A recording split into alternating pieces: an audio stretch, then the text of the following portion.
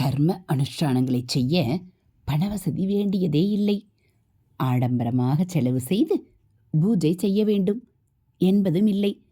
துளசி தளமும் வில்வபத்திரமும் காய்ந்து இருந்தால் கூட பூஜைக்கு போதும்.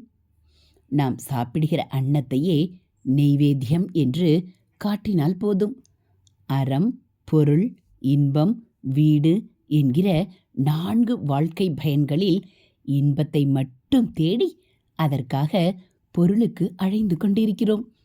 இதை மாற்றி வீட்டுக்காக, மோட்சத்துக்காக, அறத்தின் மூலம், தர்மத்தின் மூலம் பாடுபட வேண்டும். வாழ்க்கையை எளிதாக்கி கொண்டால் பொருளுக்காக அலைய வேண்டாம். அறங்களை அப்போது பின்பற்ற முடியும். அறத்தின் பயனாக கிடைக்கிற பேரானந்த வீட்டையும் பெற முடியும். ஹரஹர சங்கர, ஜெய ஜெய சங்கர. எளிய முறையில் பூஜை செய்தாலே வீடு பேறு கிடைக்கும் என்று மகாபிரியவா அருள் இருக்கிறார். மகாபிரிவா அருளைப்படி நாம் எளிய வாழ்க்கை வாழ முயற்சி செய்ய வேண்டும்.